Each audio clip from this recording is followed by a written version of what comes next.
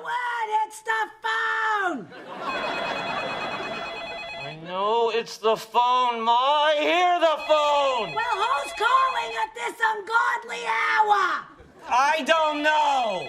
Well, ask them why they're calling at this ungodly hour! How can I ask them when I'm talking to you?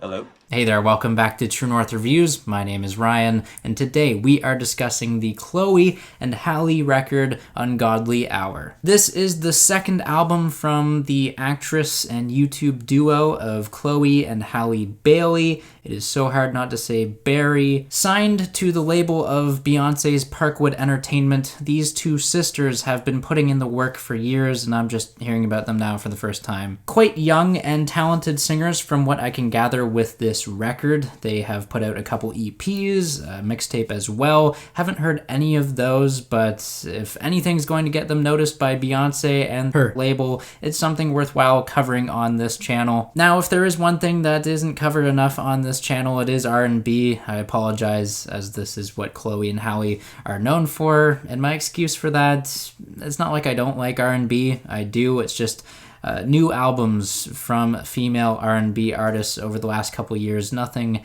has truly stopped me in my tracks. I think Janelle Monáe's Dirty Computer was the last I enjoyed. This album, Ungodly Hour, though, it is rewriting that narrative. This is R&B that truly compels me to listen from front to back, start to finish. Also, it's not like it's just a slight improvement over a couple musical elements. We have improvements on all fronts that typically bore me with an R&B record. We have solid production, we have great vocals, great melodies, and you might be sitting there thinking that every song on this record is going to sound like Beyoncé. I wouldn't blame you. I mean, they're signed to Beyoncé's label, but that influence is kept to a minimum, with only really one song that comes to mind, Tipsy, which is still a bomb-ass track when you have stunning 808 bass lines, a rap flow, and a great two-part harmony. Those harmonies are all over this album. That might just be the best feature going for Ungodly Hour. For starters, the song that made me drop my jaw instantly was the track Wonder What She Thinks of Me. Seriously, this just sounds like Ariana Grande, like she duplicated herself and found a perfect soulmate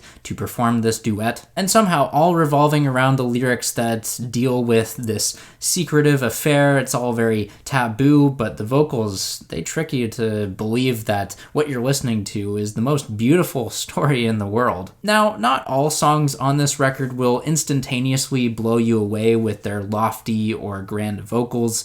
The track Lonely offers a bit more of a subdued and reserved moment on this record that pulls back on the extravagance, but still barrels you over with emotion, a tinge of sadness. With a track title like Lonely, it's only fitting. Even the catchiest songs on this record don't necessarily have the most fleshed out or thought-provoking ideas with their refrains. I think of a track like Busy Boy, which this song's catchiness is sometimes governed by the vocalizations of sounds rather than what is actually said in the lyrics. Busy boy, busy, busy, busy boy. That's just really fun to say. It's addictive. It doesn't really mean much, but the zzz, they roll off the tongue, or at least in this case, rattle around the mouth. If you were worried about the lyrics not making up for that, though, they do, becoming a little more risque than what Chloe and Halle traditionally speak about. I mean, they don't usually insinuate sexual connotations. And of course, it's not like you constantly have to be paying attention to the vocals. Yes, they are great, but we have incredible production laced on many of these tracks too. And what makes that even more surprising is that it's mostly handled by the two sisters themselves. For example, just when I thought some songs would stagnate or fizzle out with repetitive lyrics or vocal refrains, a cut like Baby Girl reels me in with intricately woven textures that are just so pleasant on the ears.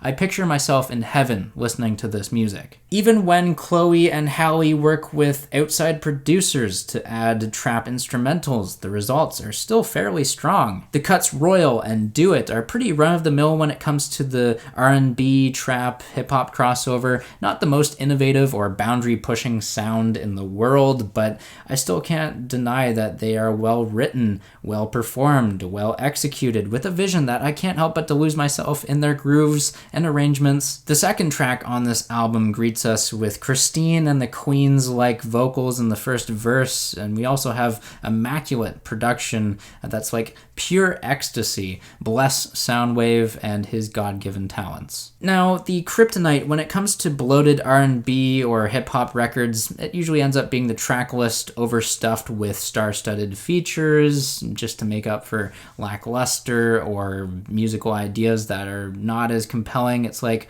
oh, that's not as catchy, but like, hey, at least we still have Chris Brown or Drake, or really just insert any of your favorite features. Thankfully, Ungodly Hour doesn't use that formula to its advantage. It plays to the opposite of that, actually. 13 tracks on the shorter side with 38 minutes and truly only one feature. And as much as I was fearing Sway Lee on here, he is a collaborator alongside the feature from producer Mike Will Made It. They bring their track Catch Up to another level. The harmonies between everyone involved, wow, just look out for those. I can't even stop replaying a song like Don't Make It Harder on Me, which is one of the more straightforward and classic R&B cuts on this record as well. Unfortunately, stopping the streak of great tracks to begin this record, we have what might be my least favorite moment, which is unfortunately the title track. The instrumental is quite rigid and the hook is questionable. We have like the love me at an ungodly hour. It sounds a little awkward, sounds a little jarring, and it is a little disappointing to have the title track be the most lackluster of the batch of tracks here. After the record being so substantive, so rich, it's just like this song falls flat with its melodies, falls flat with its structure, and I could just skip this when I come back to the album. Overall, for what we're given on this record though, I can't complain more than that. This is a great record. We have stunning production, we have great vocals, the harmonies, they are angelic. At points of this record, you might feel like you're listening to Ariana Grande, Beyoncé, or Christine and the Queens, but this is still a Chloe and Halle record. I feel like they have enough personality on this record, and what they put forth is just something that's truly mesmerizing. Like I said before, this album doesn't overstay its welcome either. 38 minutes, really easy to re-listen to. A great record, yeah, so 8 out of 10, it feels good to give 8 out of 10s. I don't know, it's like my favorite score. And there you have it, there is the Ungodly Hour album review. Make sure you sound off down below in the comments. Let me know what you guys think of this music. Agree or disagree, I'm here to engage with you guys. If you'd like to leave a like, subscribe if you're new in town, I'd appreciate it. As always, thanks for watching, and have a rockin' day.